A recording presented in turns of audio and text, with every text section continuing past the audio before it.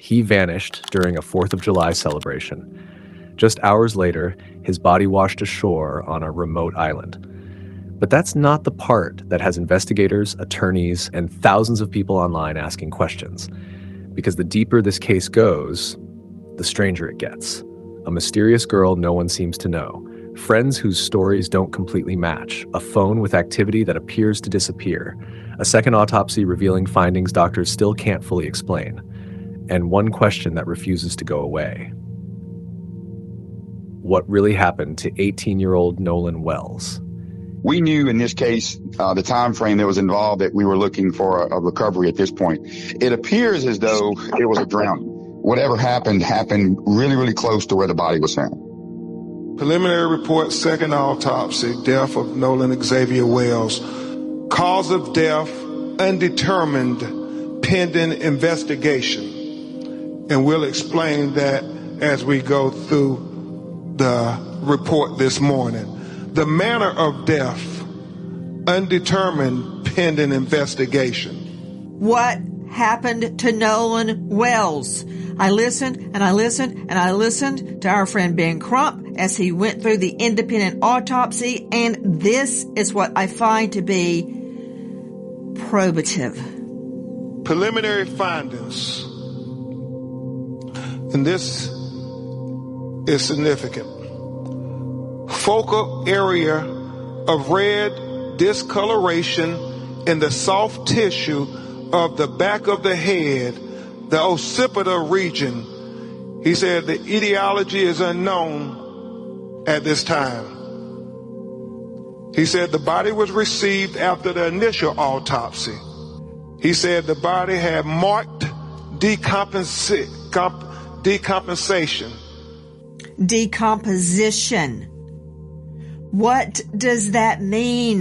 Probatively, what does that prove? Joining me and all-star panel to make sense of what we are learning tonight, that was an independent autopsy ordered by Nolan Wells' family.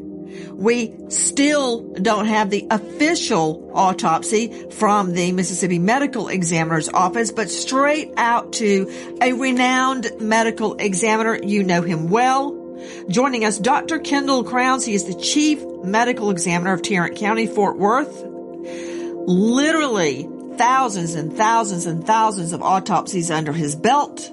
He is the esteemed lecturer at the Burnett School of Medicine at TCU. I don't have to explain to you what it takes to become not just a medical examiner, but the chief medical examiner in a metropolitan area like Fort Worth. All that aside, COD, MOD, undetermined. But what jumped out at me, among so many things, Dr. Kendall Crowns, what does he mean about the red discoloration in the deep, soft tissues overlaying the occipital bones? What is that? Translate. So what that is the occipital bone is the bone this is your skull.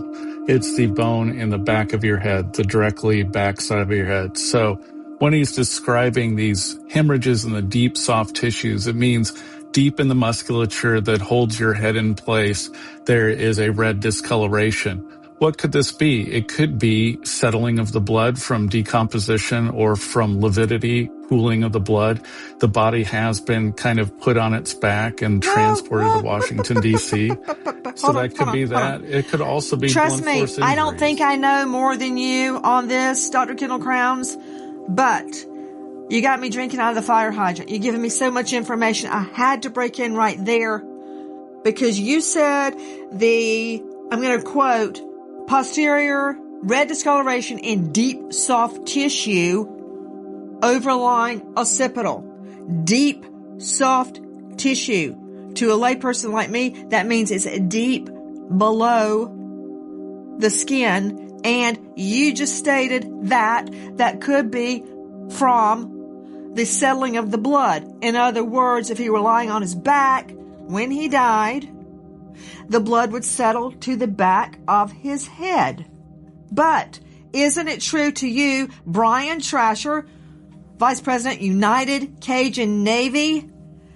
The Navy participated in the search, and I got to clear up that whole thing about fully clothed with you.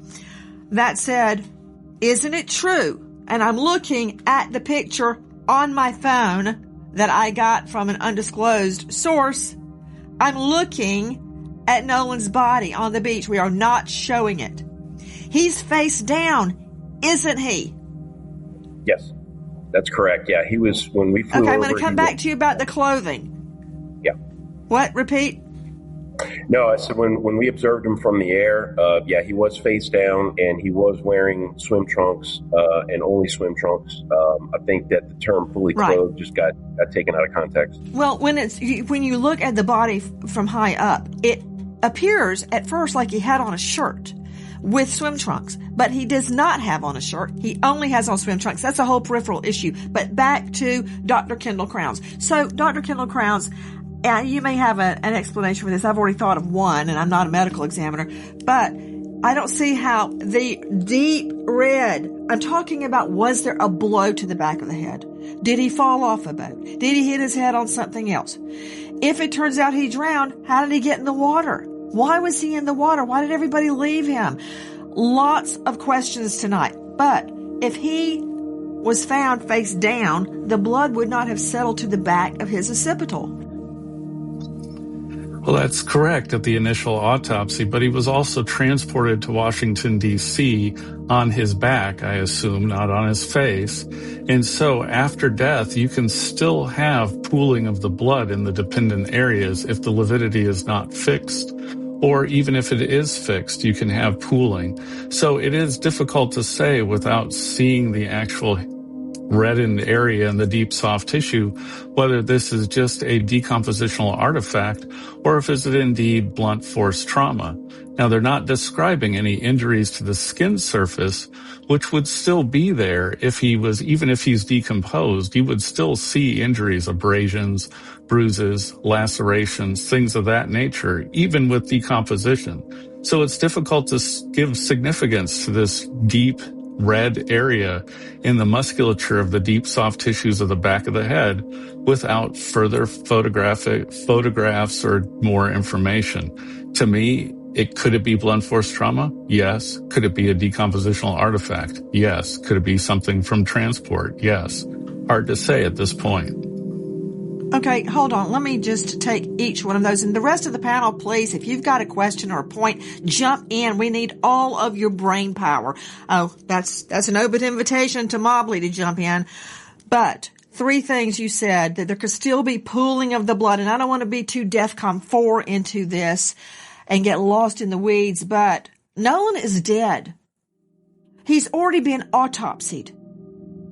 Days have passed, and you're telling me that the blood could still sift down from the front of his face to the back of his neck in one specific area. Why wasn't the pooling all the way down his neck? Or why just that one area? I don't believe that when you have been deceased that long, you've already undergone autopsy, they've drained the blood from your body, that somehow in the few hours of transport, you're going to get pooling of the blood to one area in the back of your neck. So first off, it's not a few hours of transport. It's from whenever the autopsy ended. He's placed on his back. Whenever he's picked up at the scene, he's been placed on his back. So all that comes into play. They don't drain all the blood from the body at autopsy. There's still blood in the body after autopsy. And also, decomposition causes the breakdown of tissues, including musculature, which can give a reddish decoloration from the actual decomposition process of the muscle. So all these have to be considered when you're saying a reddened area, because the doctor didn't call it hemorrhage, which is interesting to me.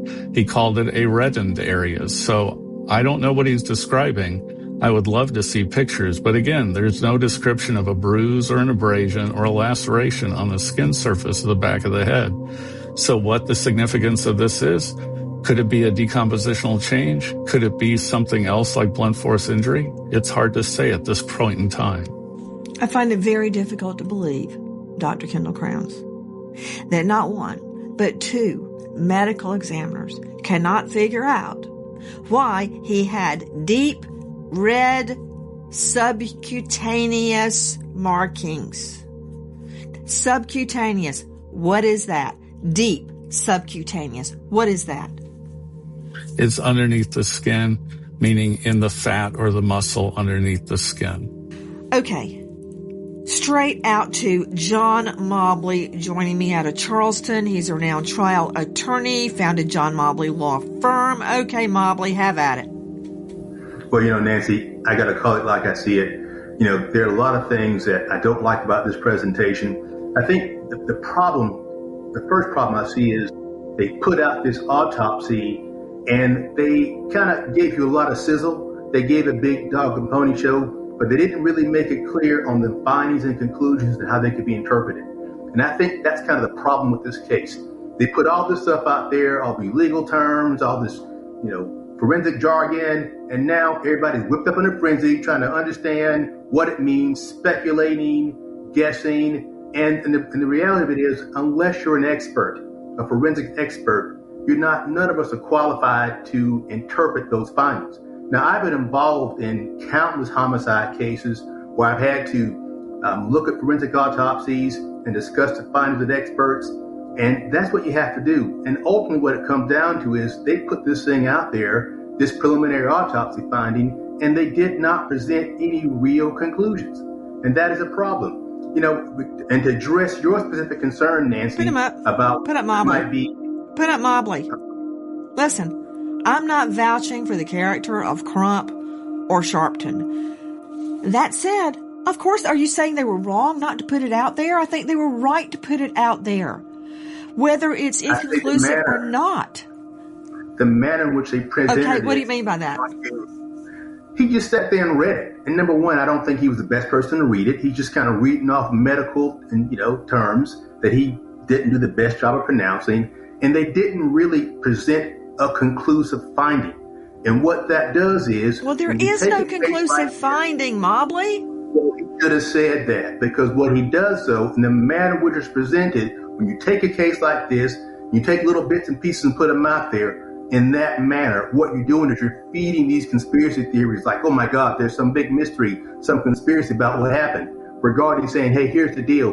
In situations like this, based on the rate of decomposition, things like that. Don't you get it, man? We still don't have the answer. I don't have the answer. He's got a red mark deep in subcutaneous tissue on the back of his head. Wait. Here's a go back to Kendall Prowse real quick.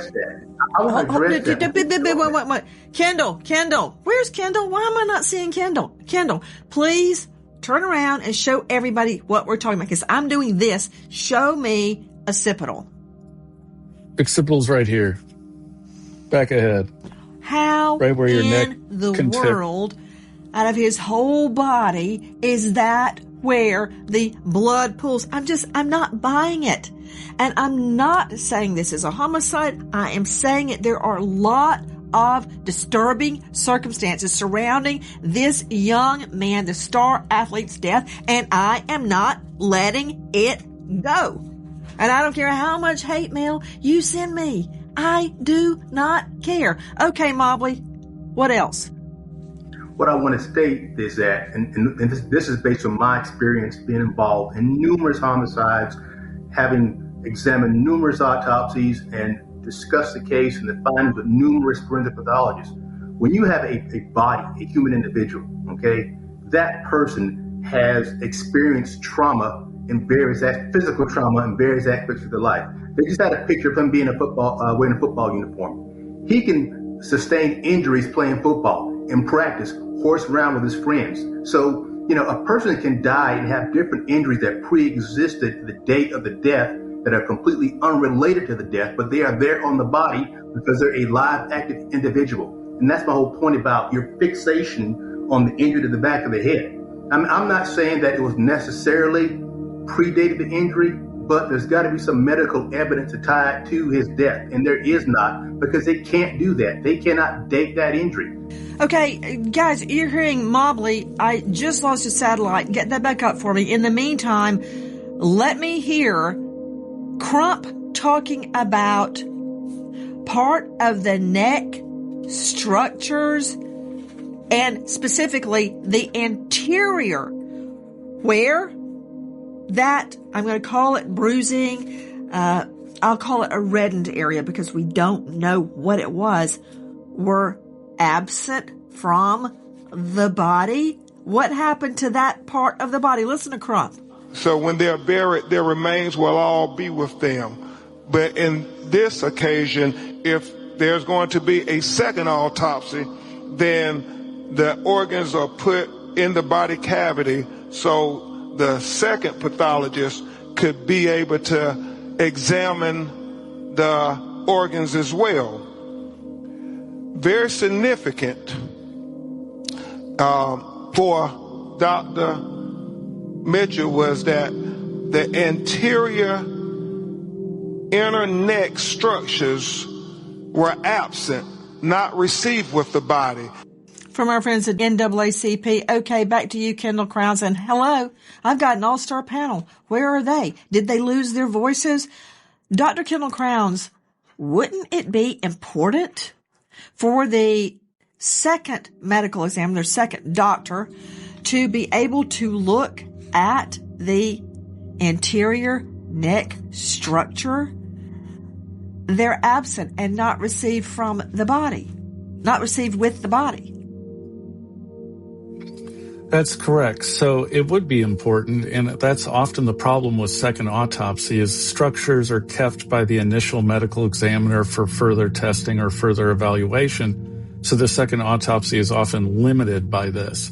So the problem is the neck structures we're talking about, hyoid bone, thyroid cartilage, laryngeal structures, are the structures that are often involved with strangulation. They can be taken by a medical examiner, dissected, evaluated for fractures or injuries or something of that nature, but then they're kept, and they are also then further evaluated by a forensic anthropologist who will look for microfractures and things like that to see if there's any trauma whatsoever. And that's probably what's occurring in this case, is they're doing their due diligence and looking at all those neck structures to rule out the possibility of a strangulation, and they haven't done it yet. And that's why they're still pending. And that's why the second examination can't give you more facts, because they don't have those structures to look at. Hopefully there will be sharing between the two medical examiners so they can both come to the same conclusion at some point. But right now, those structures are being evaluated by someone else and not available for the second autopsy. I want to talk to you about what you just said. If I see deep reddening of the tissue in the back of the neck, I'm going to quit calling it the occipital, the back of the neck, at the lower part of the head, I want to know what happened up here. I want to know, was the hyoid bone, which is very fragile, it's not attached to anything, it's kind of floating there.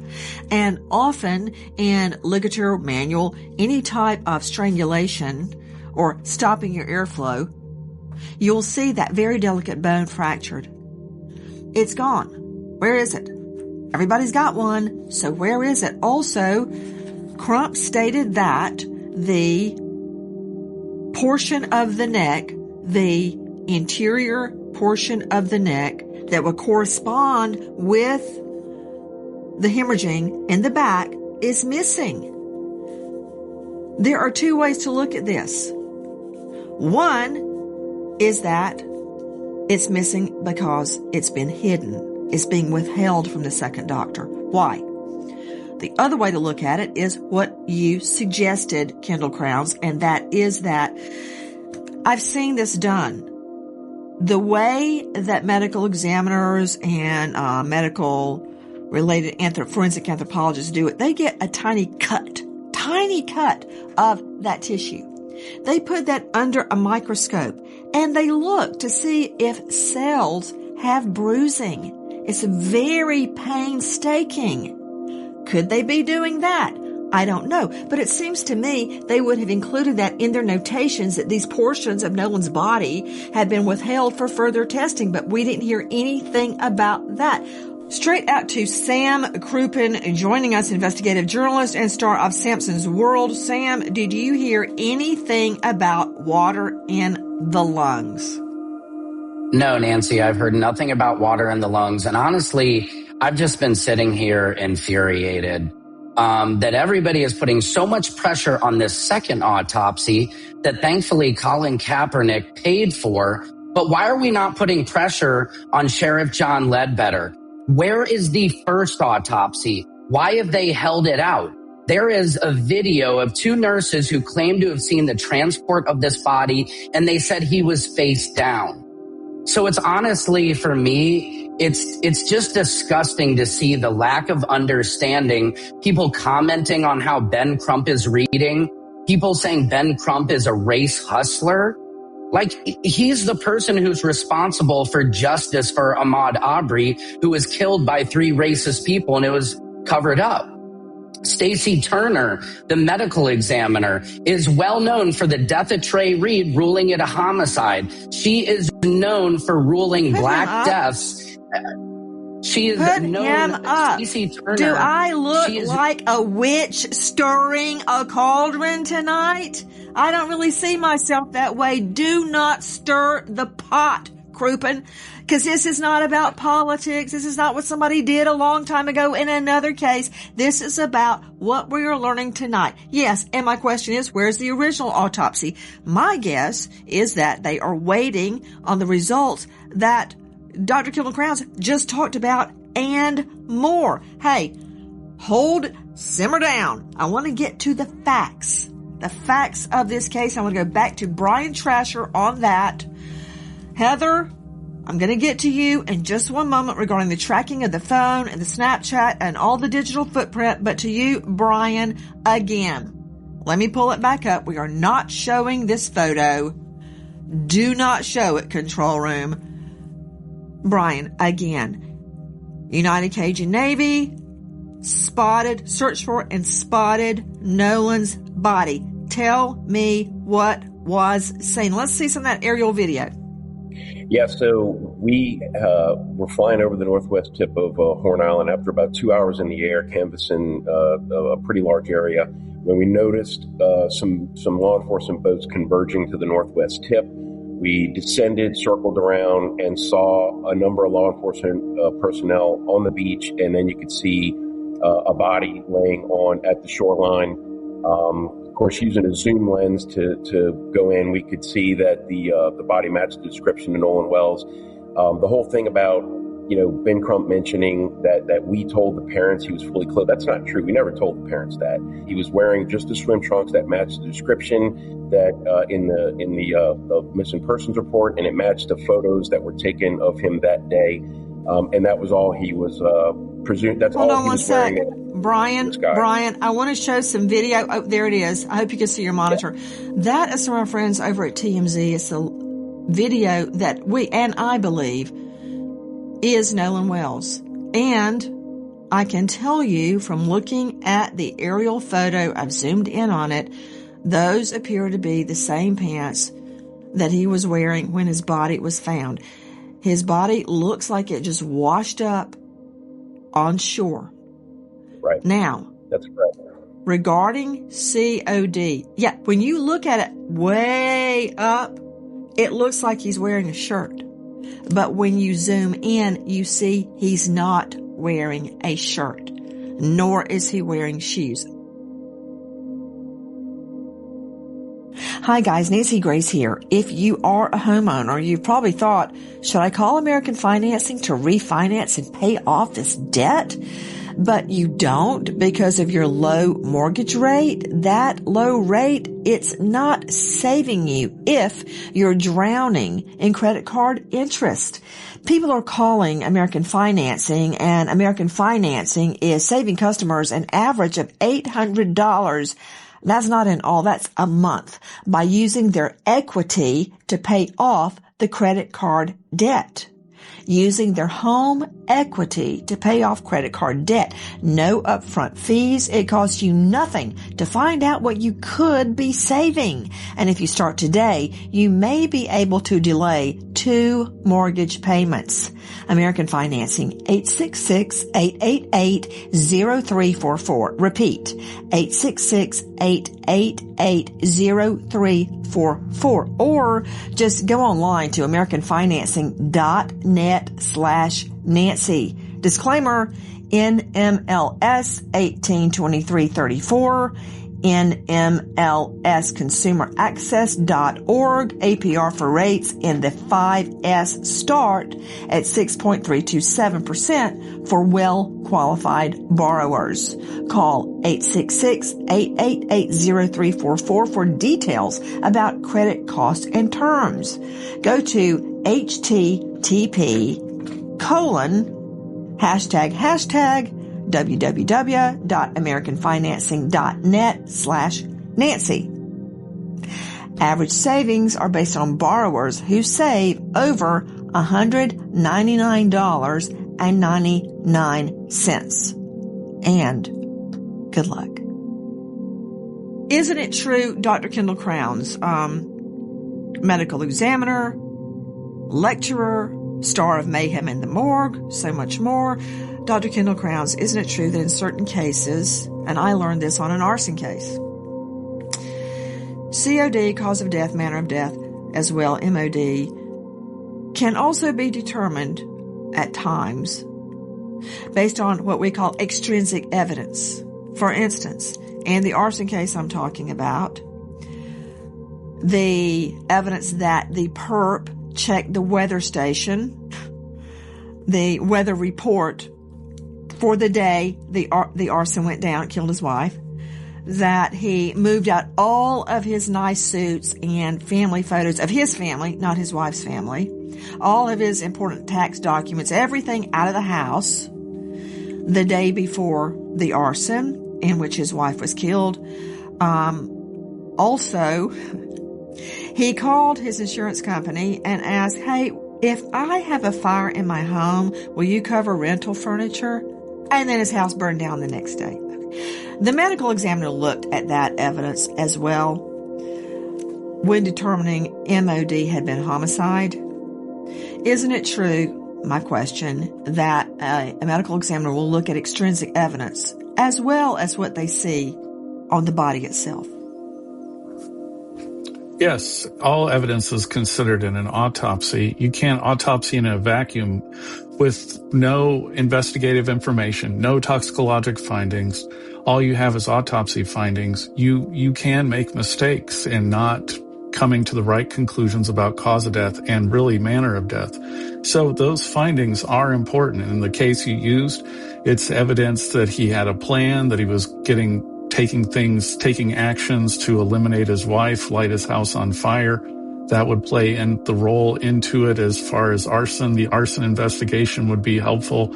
All that would be given to the medical examiner because the autopsy would show the individual died in a fire. And that's all the information I would be able to tell you. Without that investigative information, I wouldn't be able to tell you whether it was a homicide, suicide, accident, not natural, of course, because it's a fire. But again, investigative information is very important. And that is also probably why the Mississippi medical examiner is still taking their time. And even the D.C. medical examiner said more investigative information Dr. is Kendall needed. Crowns, again, both of them you're are the saying expert, that. not me. But let me just cut you off right there because the answer to that was yes. You do consider extrinsic evidence.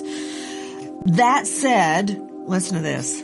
I don't think that Nolan would say, hey, bro, I'm staying with this girl on the island. Y'all go ahead and go back. Like, not even asking to get his phone back. You know what I mean?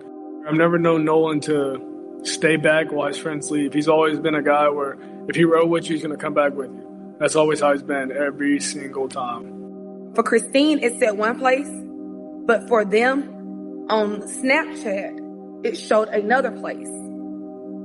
So that's the place we went to. And it showed that everybody that was in the house, it was like a lot of people there. So that's how we knew where to go to. We went there. They were all there. They were sitting there, lights off, watching TV.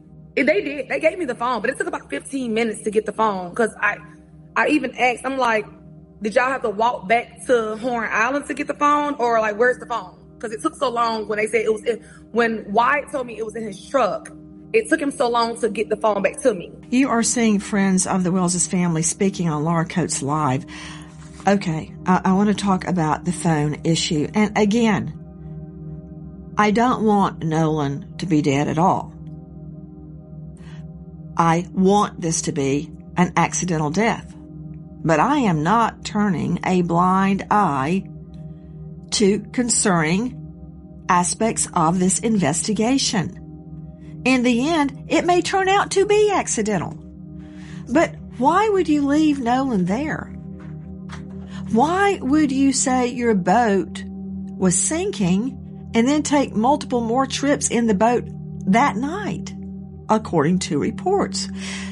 So many of the facts are not lining up. But first, let's start with a digital footprint. To Dave Mack, joining us, Crime Stories investigative reporter. What are they saying about the phone?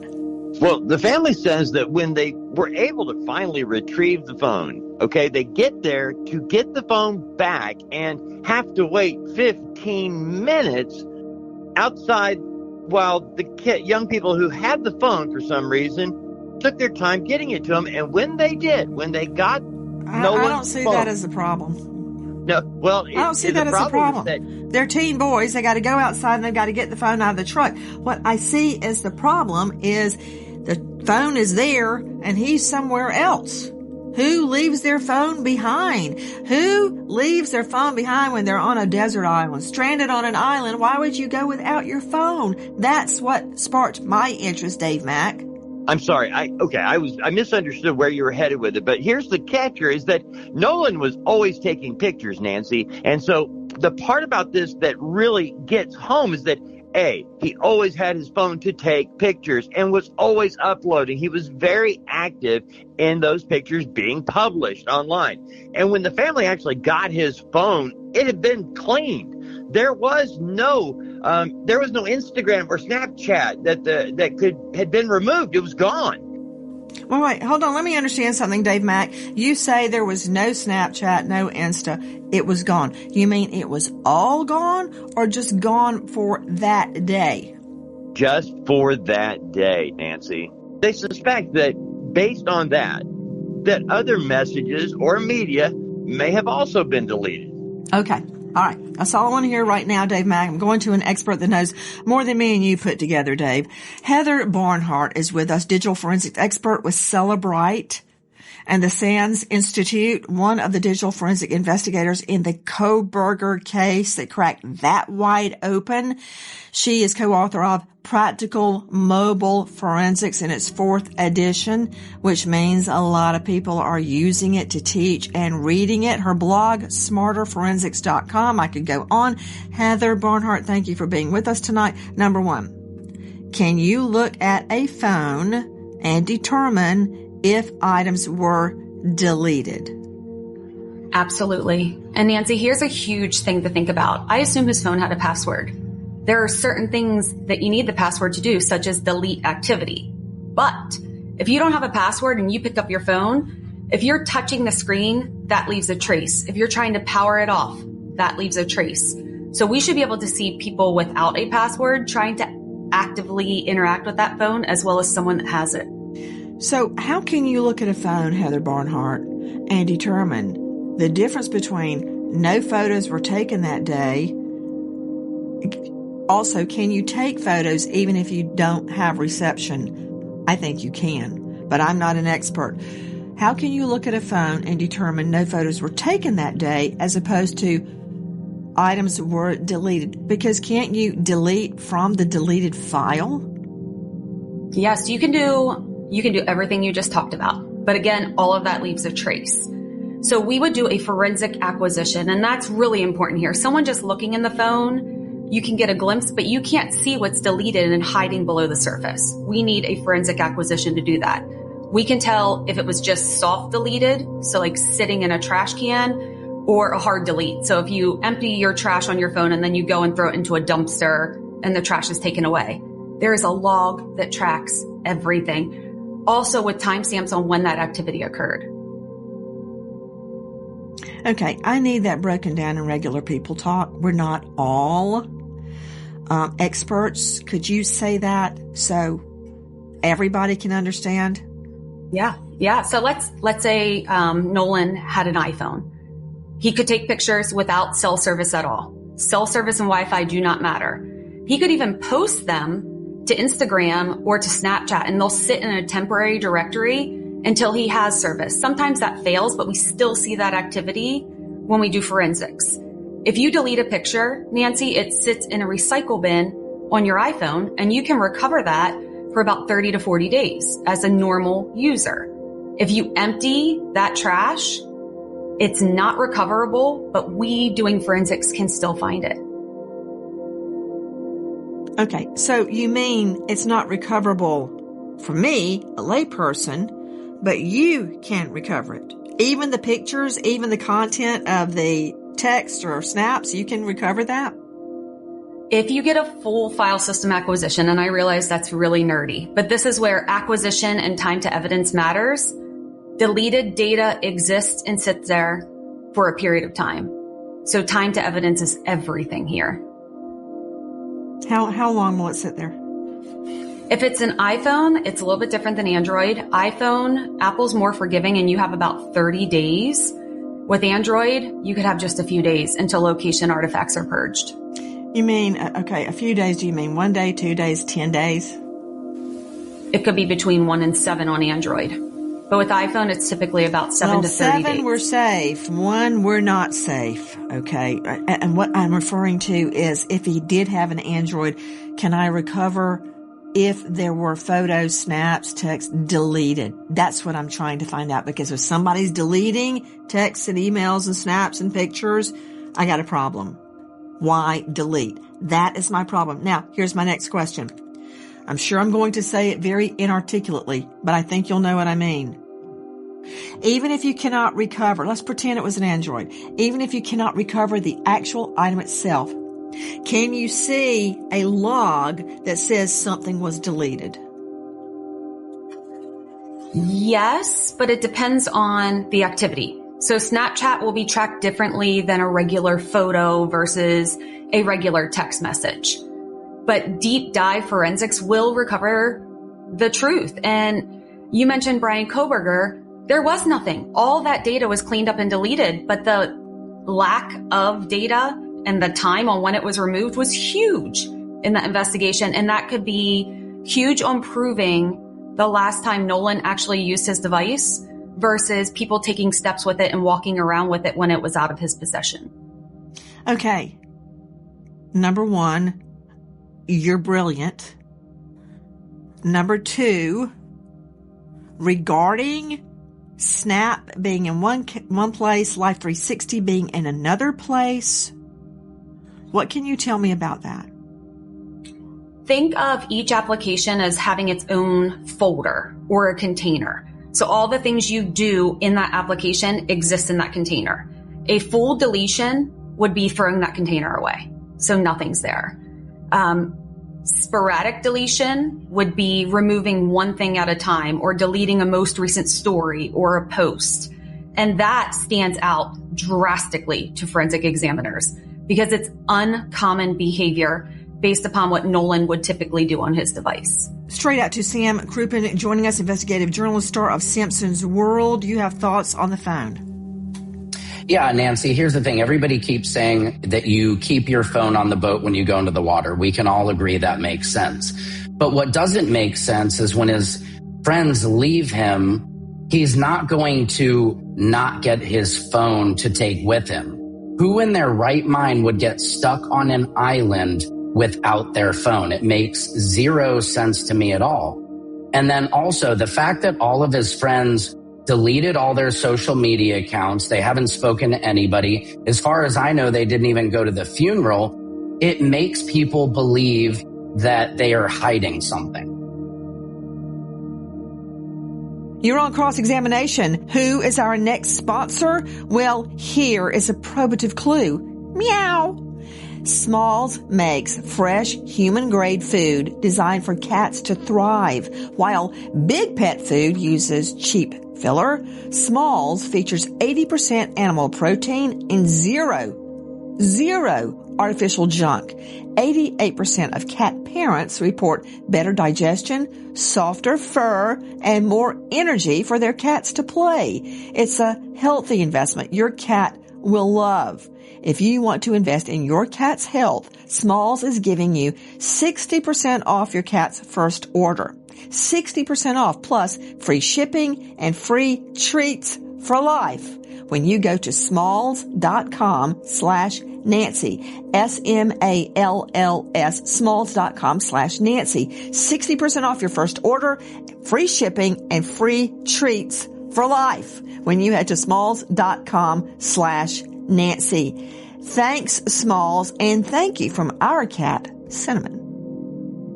Back to probative evidence. He's got a point. Crouppen has a point. I could see being out in the water without your phone, but it would be over my cold dead body that I would let a boat leave with my phone and my keys and my everything. Okay, listen to this. He said, "Hey, Miss Christine, have you seen Nolan or talked to Nolan?" I said, "No, I thought he was with you guys, you know." He's like, "No, nobody's talked to him. We left the island at, I think he said 3 p.m. and he wanted to stay because he was talking to a girl named Katie. Katie is also missing. No one can find her." And the explanation of no one knows this Katie, like we've never met her type of deal. How would they know Katie's missing if they didn't even know who Katie was? So then Katie's sister chimed in. Katie made it home because she was on another boat and with different people. Katie assumed the friends telling him to get on the boat wouldn't have left him. So the question is, where was Nolan after the interaction of Katie? Did Katie see him get on that boat? From our friends at NBC and the real TikTok detective there at the inn who said it so eloquently, more questions spinning out because of the phone. Why was it on the boat? Why did he let the boat leave without it? And speaking of the boat, listen to this. So first, at 9:56 a.m., the boat leaves the original dock. It arrives at Horn Island at 11:14. So at around 4 o'clock, there is a call to the Coast Guard about the boat. NBC News got a hold of it. "We're sinking. Can you all please come?" "And is everybody on board in good health otherwise?" Yeah, everybody's on board. Everybody's on board. So does that mean Nolan is on there?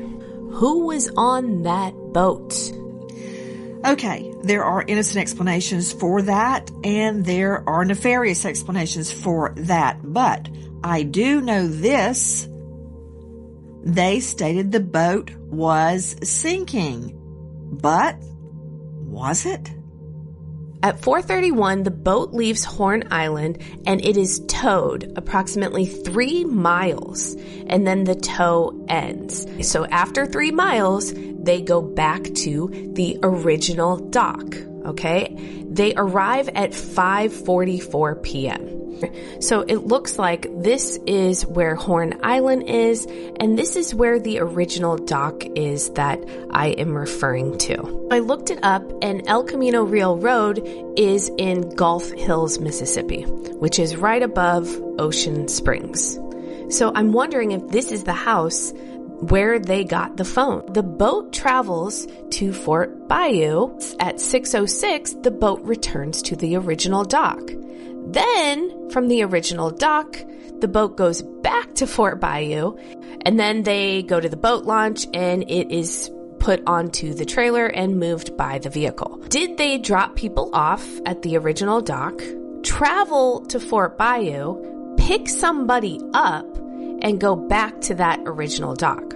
And then, from there, why was there an hour and 13-minute time gap? This boat was sinking hours before, and then they're just having it docked for an hour and 13 minutes. You would think they'd want to get that boat out of the water ASAP. From the real TikTok detective, and she's got a point. Does nobody have a problem with that? The boat is sinking when they call for help, and then they take the boat around for hours that night. Okay, Mobley, you don't have a problem with that?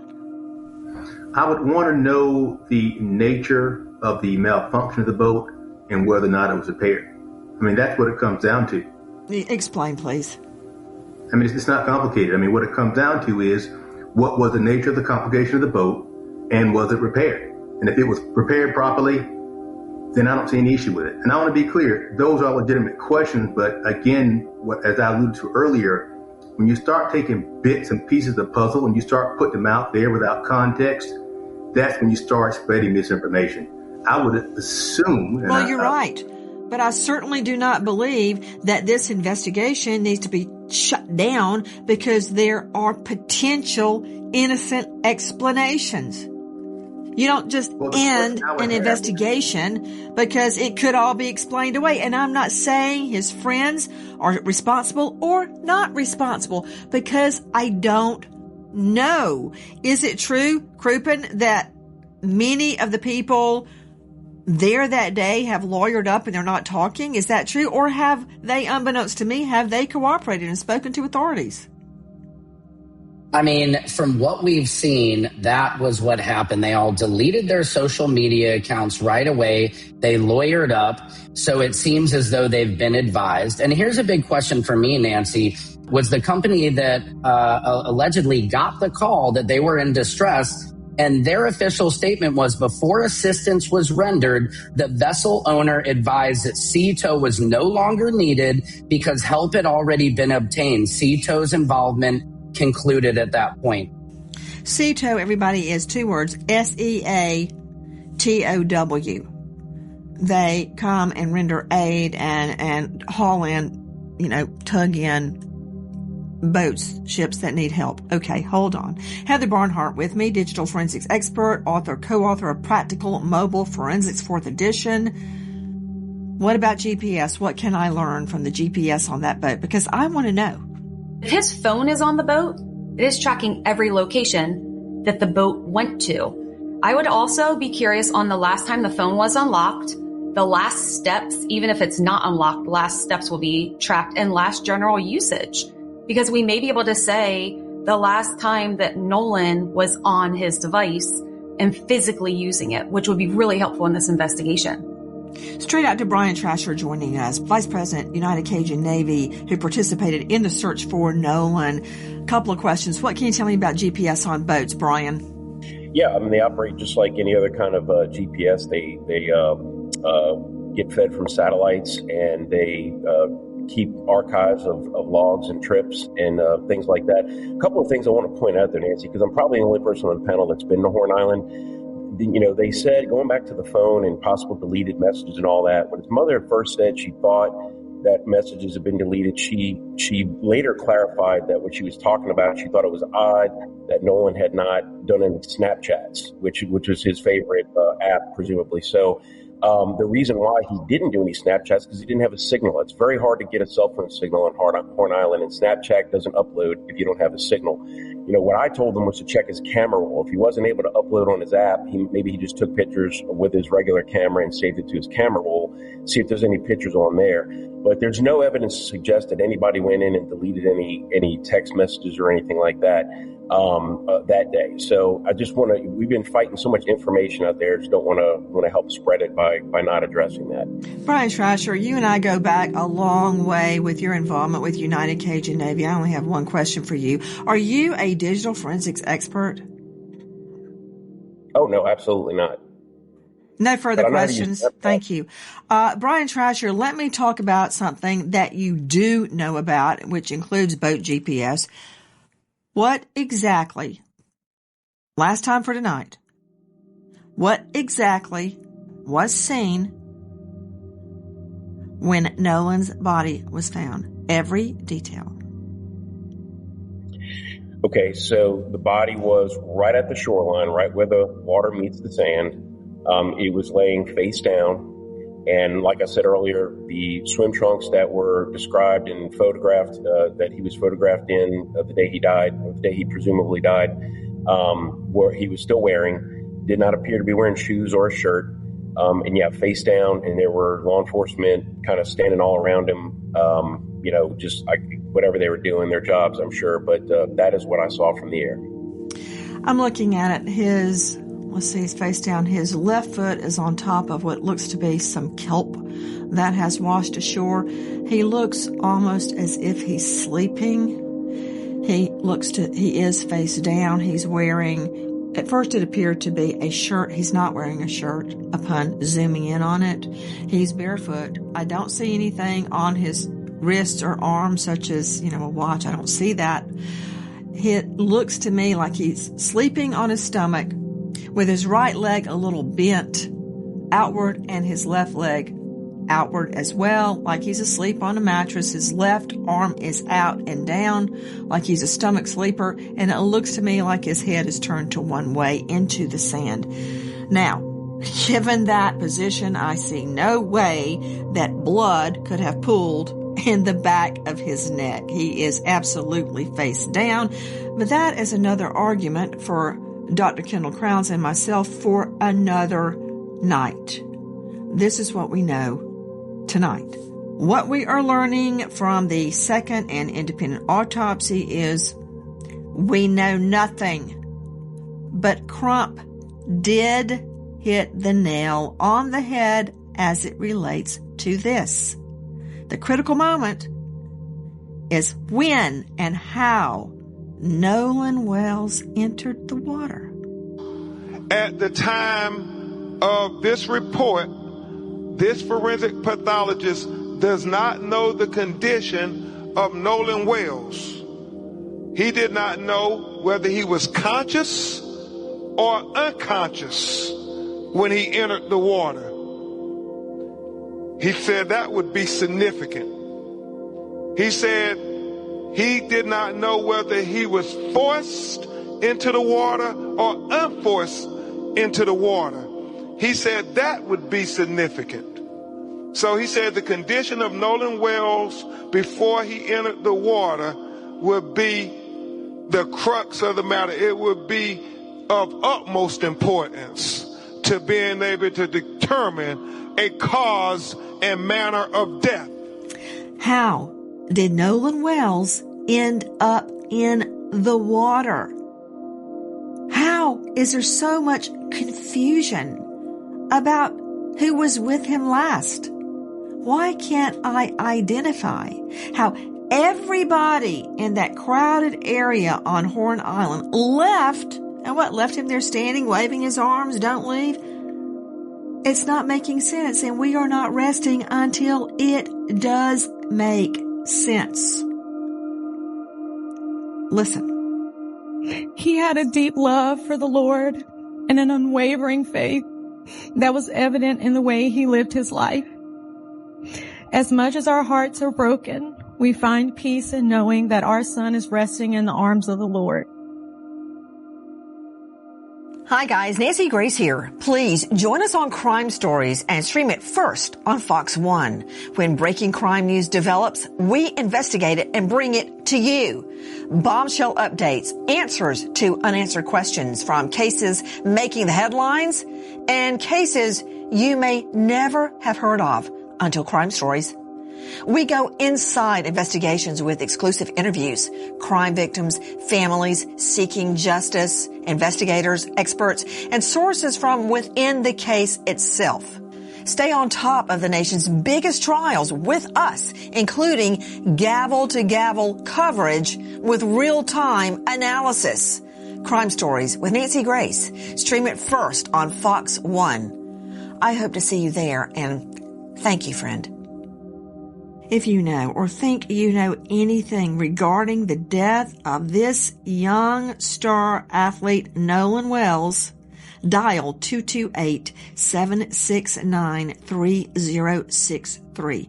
228-769-3063. We remember American hero Officer Adam Ashworth, St. George PD, Utah, passing away in the line of duty, leaving behind wife Bobby and 3 beautiful children, Hannah, Mattison, and Jackson. American hero, Officer Adam Ashworth. Thank you to our guests, but especially to you for being with us tonight. Nancy Grace signing off for tonight, but I'll see you tomorrow night. And until then, good night, friends.